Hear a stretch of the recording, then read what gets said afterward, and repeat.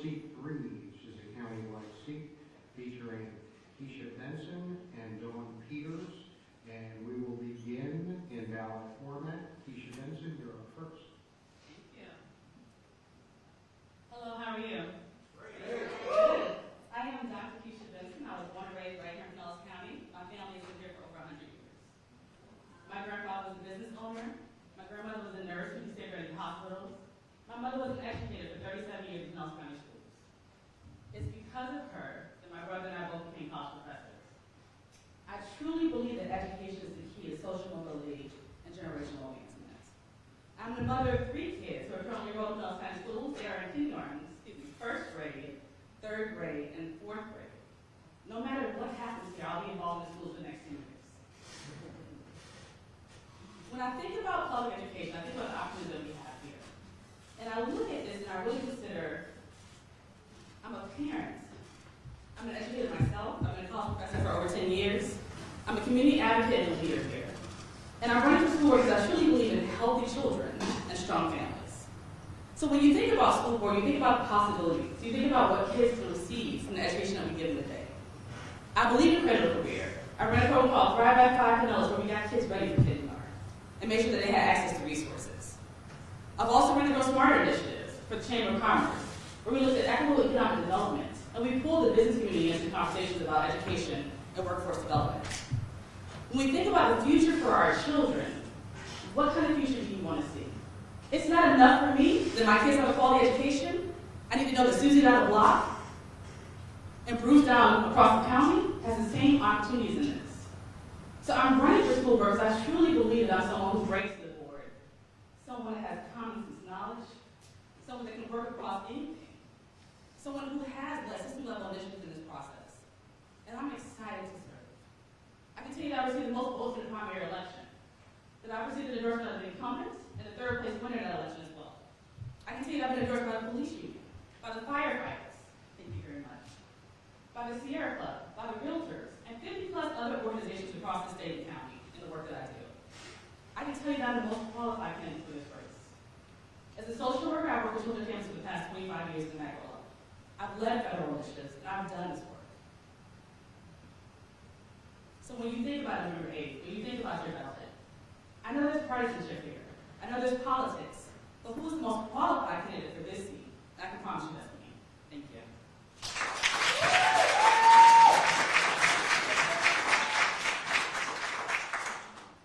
Good evening, everybody. My name is Dawn Peters. I am candidate for Pinellas County School Board District 3 at large. I am not a politician. I'm a mother. I was never going to run for office, but there were a lot of things that led up to me doing this. I'm a Florida native also. I moved to Pinellas County in 1996. I had a career in property management for multifamily housing for 15 years, which is a job that had a lot of different levels of experience for me that will benefit you when I'm on the school board. I retired from that career to stay home with my 2 daughters and raise them. And both of my daughters attended Pinellas County schools from kindergarten all the way through, with my youngest still enrolled in Pinellas County High School. When my daughters were in school, I was that mom. I was there. I was a Pinellas County preschool substitute teacher. I was a PTA officer for many years, working with our PTA, and we went to Tallahassee and restored playtime for our kids in our elementary school level, and we got that approved and passed. I was a certified mentor, I still am a certified mentor with Pinellas County Schools, and I worked at Thurgood Marshall Fundamental Middle School for several years. So I have also been in the schools. Every administrator, well, I won't say every, the majority of administrators and teachers at my children's schools, they knew who Mrs. Peters was because I was there advocating for our children, helping our teachers, and doing the work, the volunteer work for free that just needed to be done. So my daughters had really good experience in the Pinellas County schools, and I'm a huge advocate for public school system. They went to fundamental middle school, they went to charter high school, so I've navigated all of those different systems and I understand how they work and how we can improve them from a practical standpoint. I'm running for Pinellas County School Board because I think we really need return to back to basics education in our school system. Reading, writing, arithmetic, civics, real history, like we learned when we were growing up, good, bad, and ugly. We need our ideologies, our politics, and our opinions and religions to stay at home. Academics at home, academics at school. Ideologies, opinions, religions, and politics at home is very simple. We have a $1.8 billion budget that we are not spending responsibly. Okay? Because if we were, we wouldn't have underpaid teachers and bus drivers and a deficit in our employees within our school system, and we also wouldn't have the literacy deficit that we have in our schools, among other things. I'm looking forward to answering the questions that you guys are going to ask us tonight, and I think that I am the best candidate for Pinellas County Schools. Thank you.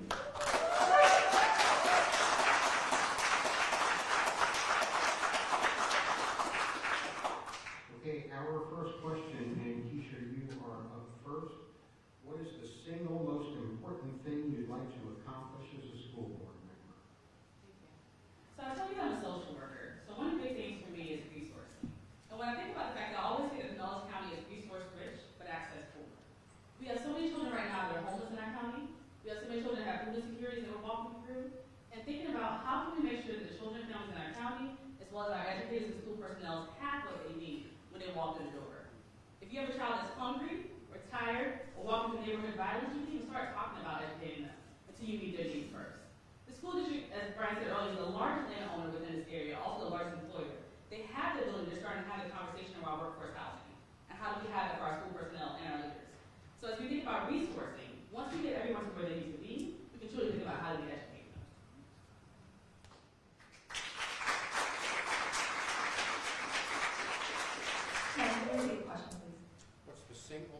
What is the single most important thing you'd like to accomplish as a school board member? I want to improve our literacy rates in our school. In 2014-15 school year, our Florida Department of Education released a report that showed that our third grade reading efficacy was 53%. That is absolutely unacceptable. Same study was, same results were released in the 21-22 school year. 53% reading efficacy rates for our third grade students. In 8 years, what have we accomplished? We are spending money on equity programs of $1 million. Why aren't we spending that money on reading programs to help improve the reading of our children? If they cannot read, they cannot do anything else. They can't do any of the other subjects. They can't move on to eventually apply for a job. Reading has to be forefront. Why is it not? That is the number one thing we should be looking at as a school board. Education needs to come first. What is happening in our brick and mortar schools, and then we need to move up and not start up here in our district and then move down. We're doing this wrong. Things are not improving. Situation is not improving. I have mentored our children in our Title I schools. Their life is unimaginable to most people. It truly is, and it's heartbreaking. And there were days that I would cry. But they won't get anywhere if we do not give them the proper base education that you are paying for with your top tax dollars first.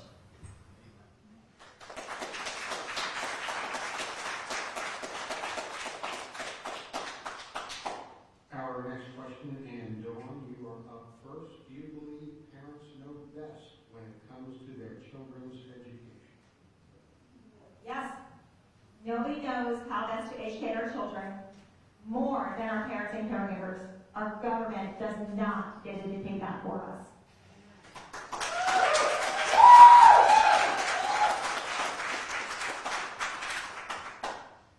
So I think about education and raising children as a village.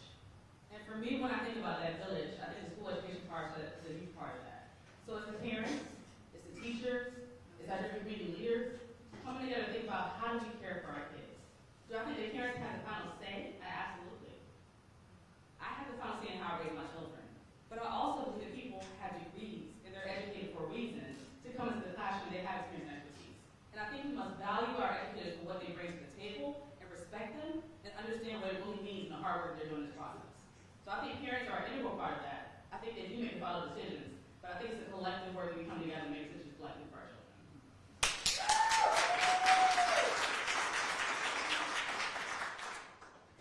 Our next question, and Keisha, you are first. Do you support Governor DeSantis and the Florida legislature's overall education agenda? Why or why not? Thank you. So the governor put out a 10-point education agenda. And on that agenda, there are some things that I agree completely. But there are also some things that I question and I want to think about more. So one of the things talked about a robust civics education. The civics education curriculum that the governor is talking about right now, they wanted Hillsdale College to have a conservative agenda with a political agenda for our civics education. If you look at that curriculum, you will see there's controversy across the country about what's being taught right now and how they're taking history out of schools. So if we're talking about a robust civics education, then make sure that it's truly robust for all children. Another part of that piece talks about critical race theory.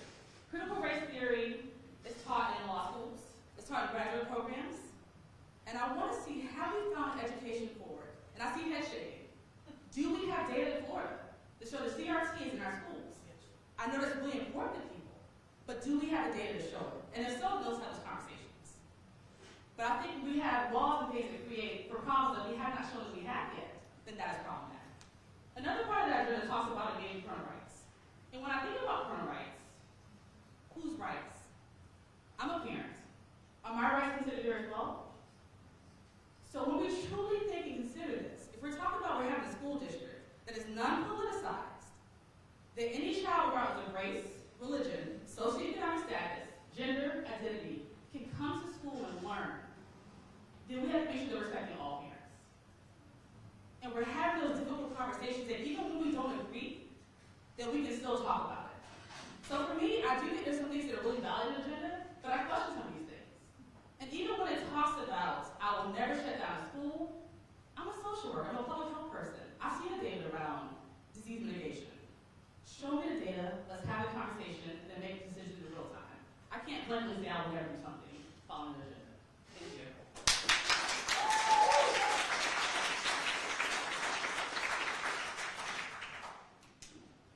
So I do support everything Governor DeSantis has put in place. I signed the pledging to the parents of the state of Florida that I will follow the agenda that Governor DeSantis has put in place. That is my job as a school board member to follow policy and procedures that are put into place and hold those accountable who are not following them. Now, as far as civics education, there is nothing wrong with having our students taught a constitutional civics curriculum. There's nothing wrong with that. We have got to get back to the original basics of our civics and history lessons that we've been teaching for decades. History has not changed. Putting opinions and ideologies in those things doesn't make it right. It makes it your opinion and your ideology, and that's what needs to come out of our current history and civics lessons and many other lessons that we have. When people want to talk about CRT, CRT is in our schools. It is there. But people want to see a book that says CRT, and that is not where it is. It is actually being taught to our teachers to teach it in the messages, in the classroom, in every subject, and it's not just in Pinellas County schools, it's statewide. But they will continue to do it until they are held accountable, and we actually have, we have a lot of work to do to get those things put in place, but we have to do it the right way through all the rules that were put in place by Governor DeSantis. As a parent, if I don't like something that's going on in my school, it's my right to take my child out of that school. I do not approve of mandates and lockdowns, so if I don't like that my school isn't shutting down or locking down, or that something is going on I don't like, then I don't have to send my child to school. The rest of the schools, the children within our school shouldn't suffer because one person is afraid or scared they can stay home. So I know that's not an option for every single person, but the greater damage that was done by shutting our schools down still has not been fully determined.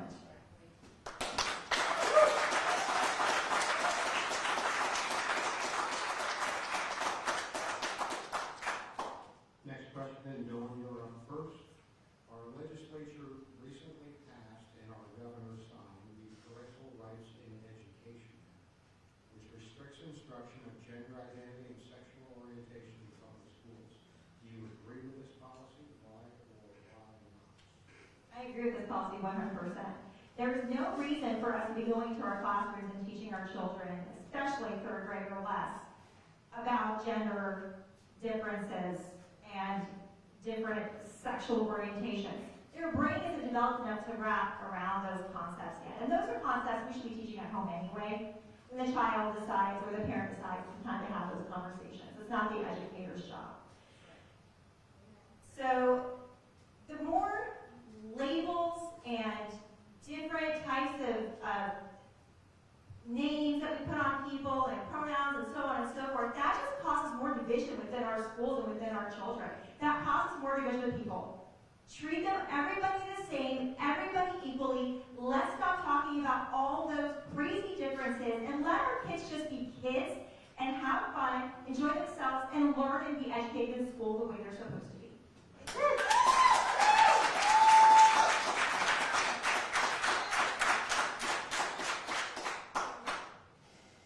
So I grew up in Pinellas County schools, and I had a robust, diverse, rich education. Some of my friends were gay. Some of my friends were Egyptian. Some of my friends were Christian. Some were Jews. And that's the beauty of growing up in Pinellas County. That's the beauty of growing up in Florida. It's the beauty of being in America. And I think everyone has the right to walk into a school space and express themselves as who they are. Do I think that we need to teach the children K-3? No. I think it's a parent's job. Do I think that we need to have conversations about the population that we serve? Absolutely. I think we need to have a curriculum, teachers, administrators that are representative of the student body that we serve in Pinellas County, and that's all children. And I will tell you on the dais, I will do that. I will represent all children in this county.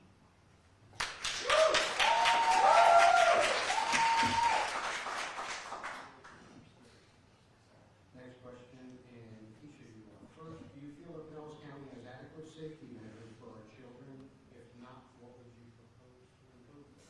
Thank you. So when I think about school safety, I think about it multifaceted. We can talk about school shootings. I think the Pinellas County District has a lot of things in place right now. They have a school plan they look through every year on school safety. They have school resource officers. I think when I talked to the school resource officers recently, they said to me, so many times we're pulled out of the classrooms for things that don't pertain to safety. So really thinking about how to make sure that we're supporting in that process and moving forward, but I do think the district is working really hard to move forward with safety measures. I also think about environmental safety. There are parts of Pinellas County right now where kids have been pulled off the playground because of smells in their schools. And there's so many people working together to look for what that looks like. I think we have to really think about, are we putting kids in environments where they can move forward and where they can be productive citizens in their schools? I also think about safety from a disease mitigation standpoint. You heard me talk earlier about this. We have to have dashboards. We have to have clear communication. Parents have to know what's going on in schools. And we did not have that in COVID. I tracked the data as a public health person, and the data was deeply lacking behind the school district. So we have to have transparency for parents in this process as well.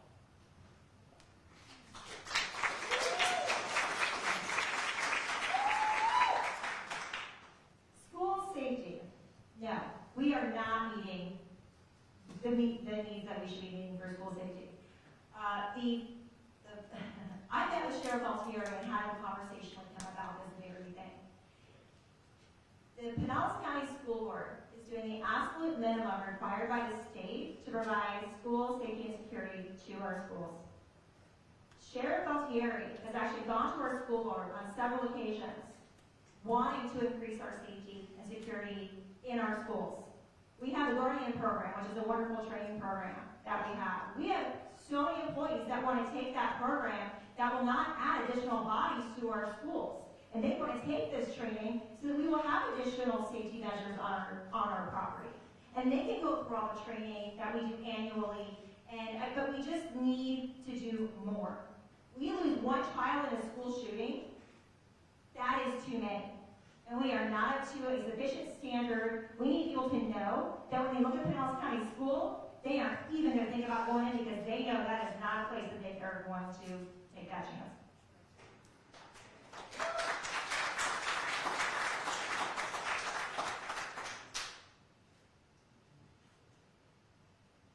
Okay. Next up, and we'll be doing your first for this. According to Florida state data, an extremely high percentage of third grade students are not proficient in reading.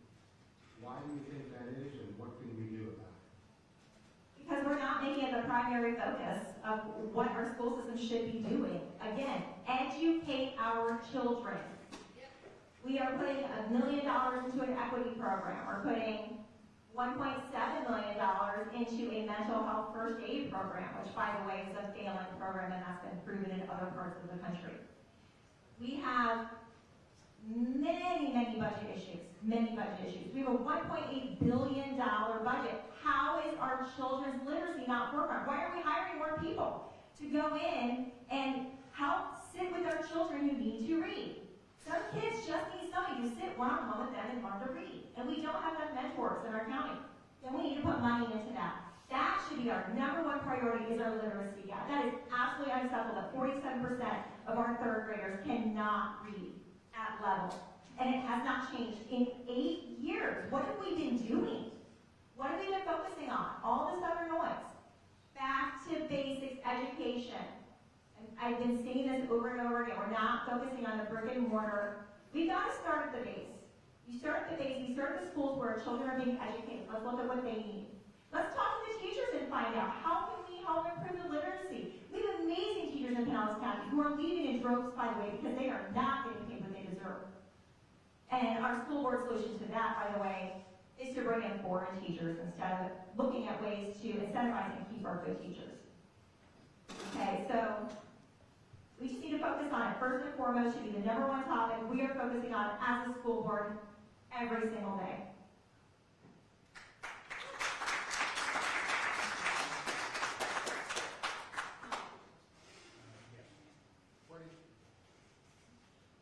According to Florida State data, an extremely high percentage of our third grade students are not proficient in reading. Why is that, and what can we do to fix it? Thank you. So when I was a little girl, my mother took me to the public library, and she gave me my first library card. And she said, I cannot afford to buy you books anymore, because I was reading a book a day.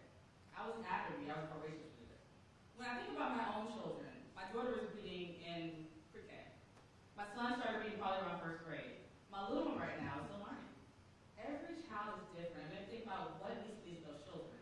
When I ran Drive by Five, we really talked about the fact that having fun and learning as well. It's not just about ABCs and 1, 2, 3s. What do kids need when they first come into the district? So meeting parents where they are, I would say start there. I would also say there's a number of remarkable community programs right now. There's the Shirley Clark Fuller Foundation. There's the Boys and Girls Club Literacy Program. There's the Phyllis Whitney White and Grass Read Program.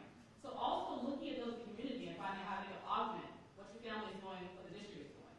And let's talk about the district. The district has several programs right now around reading literacy. Some of those programs we know that they say are out there and they're evidence-based. Let's talk about that. Let's look at it year after year and see what the evidence is. If it's working, great. If it's not, how do we adjust it and change it? So really thinking about what do we do to meet the needs of students to get them excited about reading the long process. When I think about reading and what it opens up for students, I keep talking to other teachers and they say to me, it's not just third grade reading levels. It's 10th grade, it's 11th grade. So we also have to consider what are we doing that we're moving students forward when they're not ready? And how can we stop stepping the gap there? I'm a college professor. I can tell you that I teach grad classes sometimes. I'm amazed when I get a student in my grad class that gets to me and I see their writing, and I wonder, how did you get here? How did you get here? Who passed you along? Who did stop and talk to you and help you? Give you resources. So really stopping and looking at the gap and how to address these needs earlier, talking to parents about what the needs are, and really leaning into the process. Thank you.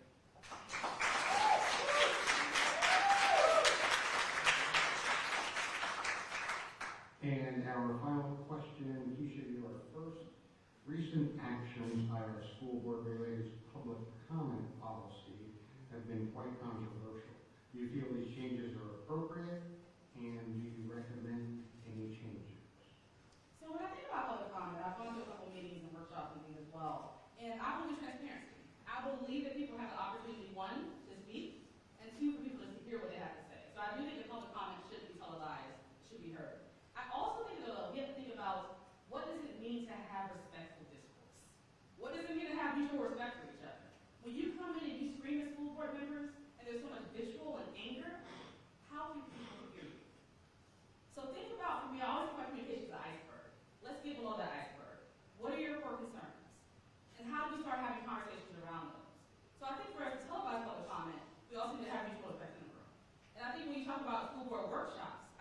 now you have to go in and do a public records request to get the audio for that.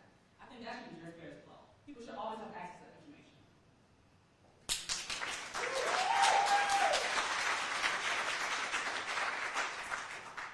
I agree with everything you just said.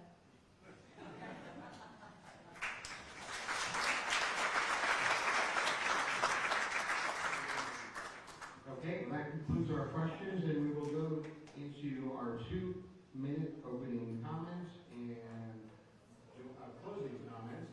And Dawn, you are up first. I assume that's what you meant.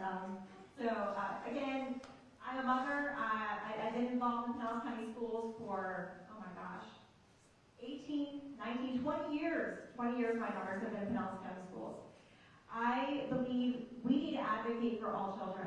Not all children get the attention at home that my children get, that Keisha's children get, that your children probably get at home.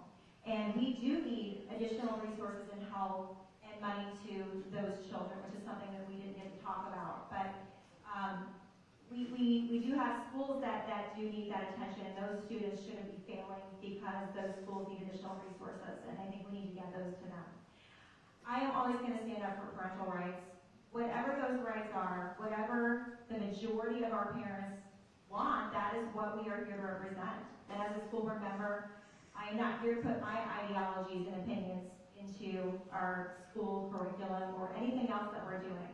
I am here to enforce policy, but I'm also here to help really look at some problems in our school system and be part of a team that helps to change those issues. So, again, I have a really great business background, and that's another thing. We have a lot of educators on our school board. Let's get somebody with a business background in our school that actually knows how to work with budgets, that's actually worked with contractors, that has worked with employees, and actually has done some different things than education. And just get some, maybe that's what we need to change and improve on our school board. So I'm going to always work for our children first, always. They all deserve to know that they're getting the best education possible. They all need to be treated with respect and love, regardless of any color, race, religion, ethnicity. They all deserve it. And I am here to represent those children and the taxpayers of Pinellas County. VoteDonnaPeters.com for more information. I'm asking for your vote on November 8th. I will be here after if you have additional questions for me. Thank you.